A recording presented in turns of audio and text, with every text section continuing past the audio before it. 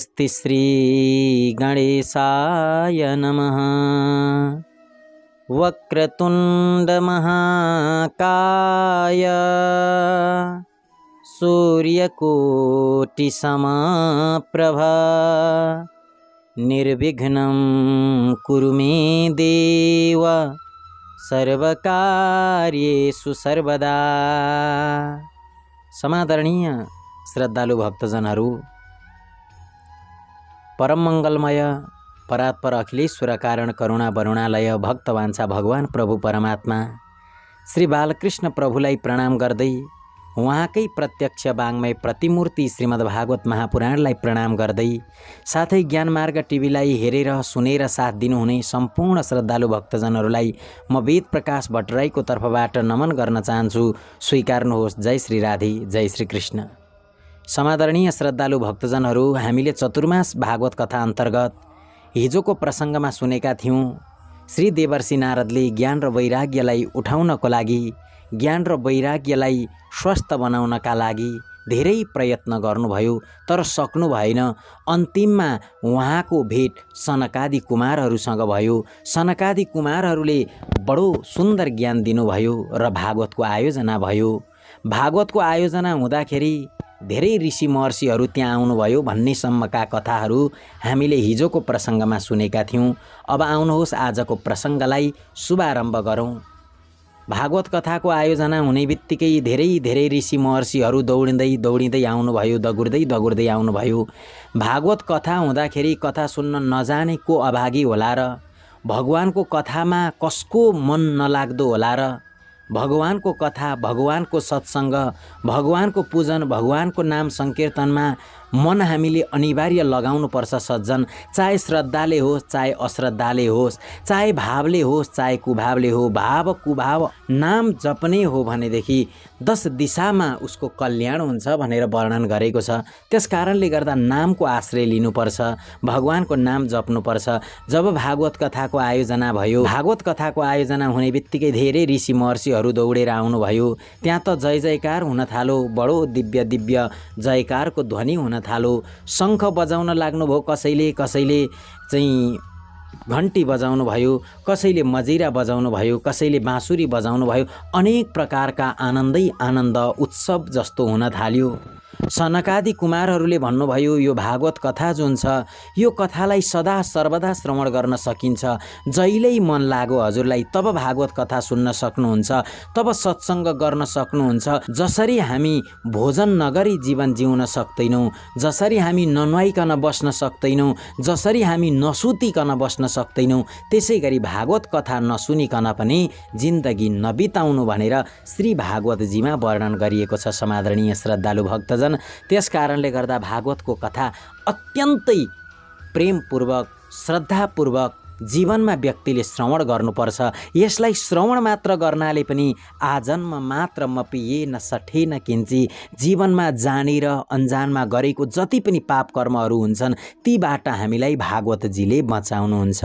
एउटा आउँछ नि, करचरण कृतम वा कायजम कर्मजम वा श्रवण नयनजम वा मानसम वा पराधम विहितम वा सर्वम एतत् क्षमस्व जय जय करुणाब्धे श्री महादेव शम्भो भनेर यसले के भनेको छ ध्यान दिनुहोस्। भोलि विशेष गरेर त भोलिको दिन सोमबार पनि हो। यही एउटा श्लोकद्वारा भए पनि भगवान शिवलाई यो भागवतजीको बीचमा प्रवेश गरौँ।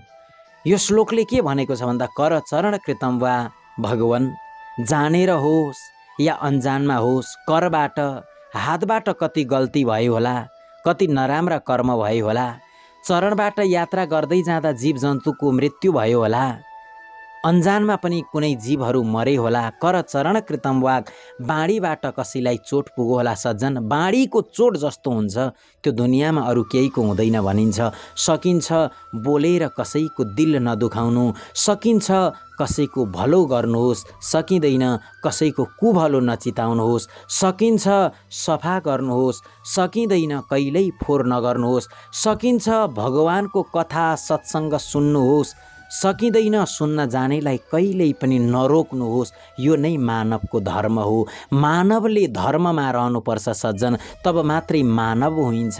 यदि हामी धर्ममा रहेनौँ भने मानव हुँदैनौँ, हामी स्वयं राक्षस बन्नेछौँ। बाणीलाई बडो संयमतापूर्वक राख्नुपर्छ, किनभने बाणीमा यदि मधुरता नहुनु हो भने शब्द विस्पान बन्ने थियो। हामीले बोल्ने शब्दमा, हामीले बोल्ने बाणीमा यदि मिठास नहुने हो भने त हामीले बोलेको शब्द विष बराबर हुन्छ। किनकि भनिएको छ, एक शब्द करी औषधि, एक शब्द गरी घाउ। एउटा शब्दले व्यक्तिलाई औषधि गरिदिन्छ अरे, एउटा शब्दले व्यक्तिलाई घाउ बनाइदिन्छ। त्यस कारणले गर्दा पनि बोल्दाखेरि धेरै विचार गरेर बोल्नुपर्छ भनिएको हो। सज्जनवृन्द, कुनै पनि बिमारीलाई भेट्नको लागि हामी जाँदैछौँ भने, बिमारीलाई भेटेका छौँ भने कहिल्यै पनि उसको दिल नदुखाइदिनु अरे। उसलाई ओहो यस्तो बिमारी भएछौ, अब मर्छौ भनेर कहिल्यै नभन्नु अरे। हामीले उसलाई उत्साह दिनु अरे। अरे केही हुँदैन तिमीलाई, उसलाई पनि केही भएको थिएन, तिमी किन चिन्ता गर्छौ, केही पो हुँदैन त भनिदिउँ भनेदेखि ऊ प्रसन्न हुन्छ अरे, उसले आशीर्वाद दिन्छ अरे। भनिएको छ, नै चाहिए दिल दुखाना किसीका। कसैको दिल बोलीले दुखाउनु हुँदैन सज्जन। हामीले बोलुन्जेल राम्रो बोल्नुपर्छ। सकिन्छ जान्नुहुन्छ, राम्रो बोल्नुहोस्। सकिँदैन जान्नुहुन्न, नराम्रो कहिल्यै पनि नबोल्नु होला। बाणीमा यदि मधुरता नहुनु हो भने शब्द विस्पान बन्ने थियो। हृदयमा यदि छल कपट नहुनु हो भने हृदय मन्दिर बन्ने थियो भनिएको छ। हृदयमा यदि हामीले ढाँट्ने छल्ने स्वभाव प्रवृत्ति नभएको थियो भने यो हृदय नै मन्दिर बन्ने थियो अरे। निश्चल मनमा यदि छल कपट नहुनु हो भने मनमोहनको बन्ने थियो। भक्तमा यदि याचना नहुनु हो भने भक्त भगवान बन्ने थियो। यदि भक्तमा याचना माग्ने स्वभाव, माग्ने प्रवृत्ति नहुनु हो भने भक्त त भगवान बन्ने थियो भनेर यसरी वर्णन गरिएको छ। त्यस कारणले गर्दा बोल्दाखेरि धेरै विचार गर्नुहोस्। यस्तो बाणी बोल्नुहोस् जसलाई सुनेर दुनियाँ प्रसन्न होस्। हजुरको बाणी सुनेर सबैलाई आनन्द आओस्, यस्तो प्रकारको बाणी बोल्नुपर्छ। भगवान शिवलाई हामीले भन्यौँ, भगवान हातबाट भएको पाप कर्म, खुट्टाबाट भएको पाप कर्म, साथै बाणीबाट भएको पाप कर्म, करचरण कृतम वाग, मानसम या मनबाट सोचिएका पाप कर्महरू जति पनि छन्, मानसम वा अपराधम है, यस प्रकारबाट हामीले जुन जुन प्रकारबाट पाप कर्म गरेका छौँ तीबाट हे भगवान, हे परमेश्वर हामीलाई बचाइदिनुहोस् भनेर भन्नुपर्छ सज्जन। हामीले भगवान शिवको दर्शन गर्दै हुनुहुन्छ, भगवान शिवको दर्शन गर्नुहोस्। शिवको दर्शन गरिसकेपछि यो श्लोकलाई याद पनि गर्न सक्नुहुन्छ हजुरहरू। करचरण कृतम वा कायजम कर्मजम वा श्रवण नयनजम वा मानसम वा अपराधम। हामीले कानबाट पो कतै नराम्रो शब्द सुन्यौँ कि? हेर्नुहोस् सज्जन, हाम्रो हृदयमा नराम्रो विचार, हाम्रो मनमा नराम्रो विचार, हाम्रो हृदयमा खराब विचार कहिले आउँछ अरे भन्दा जब हामीले आँखाबाट नराम्रो कुरालाई हेर्छौँ तब हाम्रो हृदयमा नराम्रो विचारहरू प्रकट हुन्छ। या हामीले जब कानदेखि नराम्रो आवाजहरू सुन्छौँ, या हामीले कानदेखि नराम्रो कुराहरू सुन्छौँ तब हाम्रो मनमा नकारात्मक प्रभाव आउँछ अरे। त्यस कारणले गर्दा नकारात्मक प्रभाव पर्ने दुईटा द्वार भनेको आँखा र कान हुन्। यिनलाई संयमित राख्न सकौँ भने व्यक्तिको यस लोकमा पनि कल्याण हुन्छ र परलोकमा पनि कल्याण हुन्छ भनेर शास्त्रहरूले वर्णन गरेको छ। त्यस कारणले गर्दा हामीले जीवनमा संयमतालाई अपनाउनु पर्छ। भगवानले हाम्रो सबै पापलाई त क्षमा गरि नै दिनुहुनेछ, त्यसमा कुनै सन्देह छैन। किनकि भगवान त बडो दयालु हुनुहुन्छ, भगवान त बडो कृपालु हुनुहुन्छ, भगवान त बडो दयाका सागर हुनुहुन्छ। त्यस कारणले गर्दा हामीले ती दयालु प्रभु परमात्मालाई बिर्सनु हुँदैन सज्जन।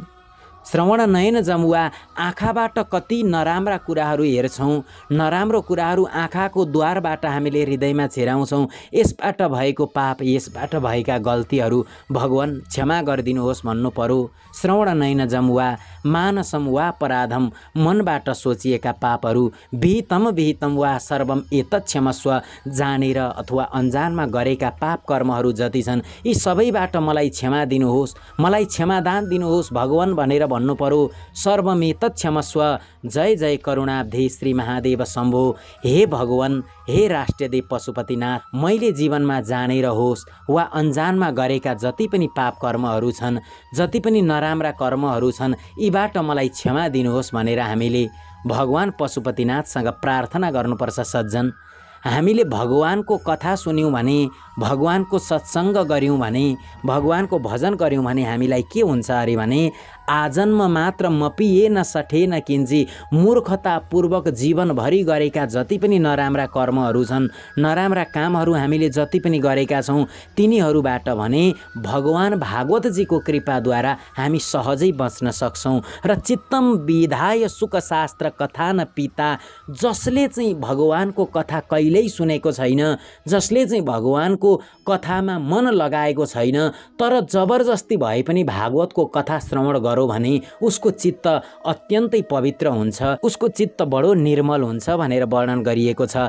चाण्डाल वच्च खरवद्वत तेन नीतम मिथ्या स्वजन्म जननी जनि दुःख भाजा। यदि सज्जन मानव देह पाएर, मनुष्य शरीर धारण गरेर, मनुष्य बनेर यो संसारमा आएर यदि एक पटक पनि भगवानको कथा सुनेको छैन, भगवानको मन्दिरमा गएको छैन, भगवानको दर्शन गरेको छैन भने त्यो व्यक्तिलाई भागवतले के भनौँ भने केवल आमाको गर्भमा रहेर आमालाई कष्ट मात्रै दिएको हो, यो पृथ्वीमा आएर पृथ्वीलाई कष्ट मात्रै दिएको हो। मानव हुनुको जुन धर्म छ त्यो धर्मलाई तिमीले निभाएनौ भनेर धर्मशास्त्रहरूले बताएको छ। हामी मानव देह पाएर जब आएका छौँ यो जगतमा, मानव देहलाई धारण गरेर यहाँ आएका छौँ, हामीले राम्रो कार्य गर्नुपर्छ, सत्कर्म गर्नुपर्छ, कसैको सेवा गर्नुपर्छ, राम्रो कार्यमा केही अर्पण गर्नुपर्छ। यो नै शास्त्रको वाक्य हो, यो नै शास्त्रको वचन हो। सज्जन, त्यस कारणले गर्दा सत्सङ्गबाट कोही पनि वञ्चित नरहौँ, कथाबाट कोही पनि वञ्चित नरहौँ। यो भागवतको कथा अरू कहानी जस्तो होइन सज्जन। अरू कहानी हामीले 10 पटक हेर्दा फेरि हेर्न मन लाग्न छोड्छ, तर भागवत जो छ यसलाई पटक पटक श्रवण गर्दा पनि श्रवण गरिरहँ जस्तो लाग्छ। त्यस कारणले गर्दा यो भागवत सर्वश्रेष्ठ ग्रन्थ हो भनेर यहाँनेरि सनकादि कुमारहरूले वर्णन गर्नुभयो। यसरी भागवतको कथा श्रवण गराउँदै गराउँदै गराउँदै गराउँदै जाँदै हुनुहुन्थ्यो। भागवत कथा श्रवण गराउँदै जाँदाखेरि त सज्जन, जुन उद्देश्य लिएर भागवत कथाको आयोजना गरिएको थियो त्यो उद्देश्य सायद आज पुरा हुन लागेर होला। सबैतिर दिव्य दीपहरू बले जस्तो अनुभूति भयो। आकाशमण्डलबाट फूल वर्षा हुन थाल्यो। सबैजना अत्यन्त खुसी हुनुहुन्थ्यो, सबैजना अति आनन्दमा हुनुहुन्थ्यो। त्यही बेलामा भक्ति सुतौ तौ तरुणौ गृहीत्वा प्रेमैकरूपा सहसा विरासित। श्रीकृष्ण गोविन्द हरे मुरारे नाथेति नामानि मुहुर्वदन्ति। सज्जन, यस्तो सुन्दर प्रकारबाट भक्ति माता ज्ञान र वैराग्यको साथमा, बडो दिव्यताको साथमा नृत्य गर्दै गर्दै गर्दै गर्दै त्यहाँनेरि प्रकट हुनुभयो। तब सनकादि कुमारहरूले सोध्नुभयो, कथम प्रविष्टा कथमागतेयं मध्ये मुनीनाम इति तर्कयन्त। यहाँ को आइरहेको छ, यहाँ को आइरहेको छ, एक आपसमा बडो हल्ला हुन थाल्यो।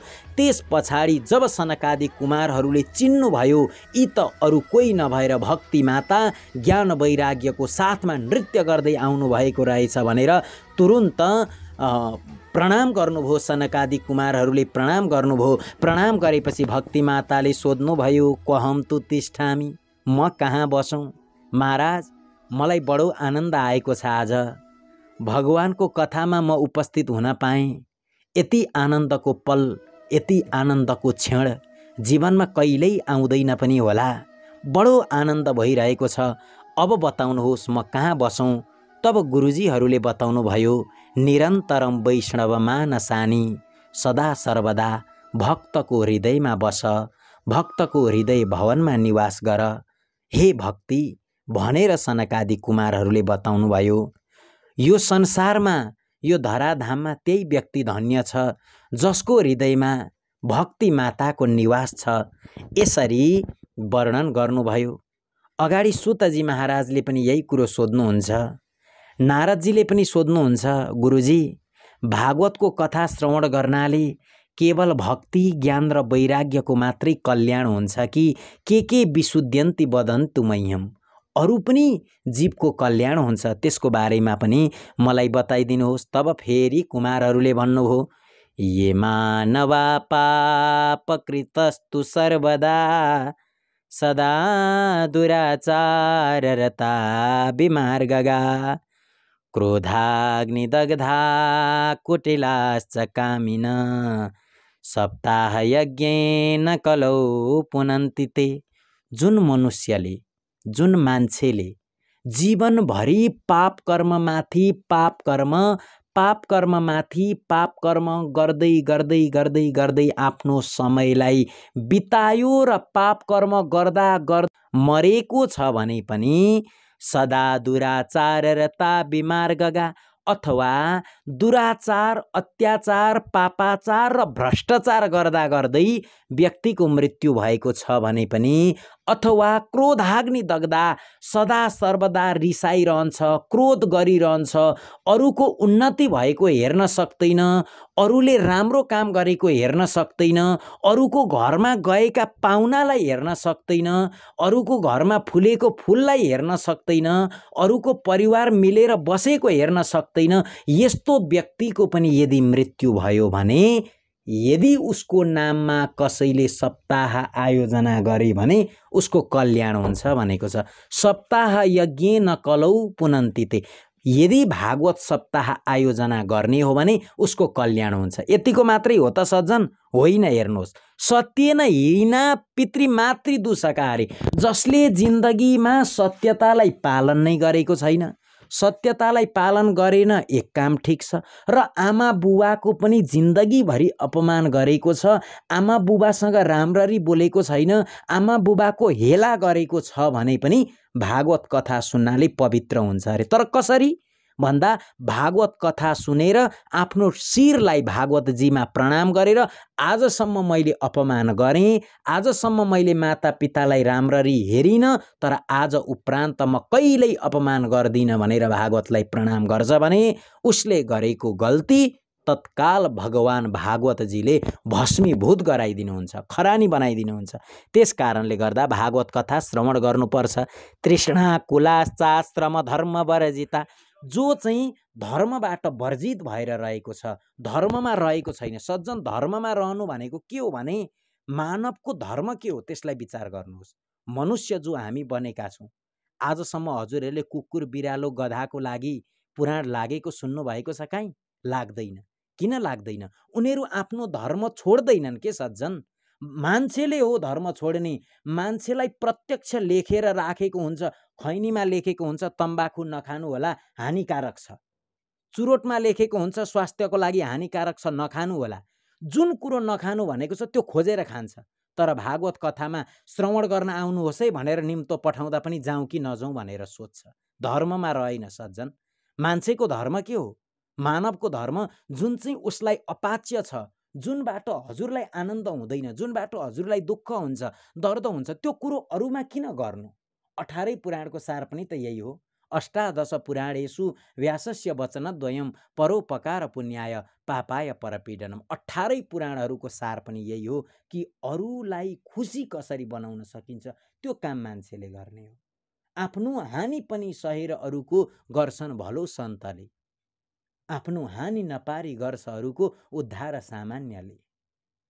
अर्कोलाई बिगारी आफू बनिनु त्यो राक्षसी काम हो, व्यर्थै जो अरूलाई पिर्छ उसको जान्दैन के नाम हो। त्यस कारणले गर्दा समादरणीय श्रद्धालु भक्तजनहरू, भक्त भागवतहरू, हामीले बडो आनन्दको साथमा, बडो हर्षको साथमा, बडो श्रद्धाको साथमा भगवानको कथा सुन्नुपर्छ। यसले जीवनलाई पवित्र बनाइदिन्छ। बाँचुन्जेललाई त आनन्द हुन्छ, मरेर गएपछि पनि दिव्य लोक, उत्तम लोक र उत्तम गति प्राप्त गर्न सक्छौँ हामीले। संसारमा साथमा त हामीले केही लाँदैनौँ सज्जन। त्यस कारणले गर्दा राम्रो कार्य गर्नुपर्छ। देवर्षि नारदले सोध्नुभयो, गुरुजी भागवतको कथा सुनेर कसैको कल्याण भएको छ जो मरेर गयो पाप कर्म गर्दा गर्दै?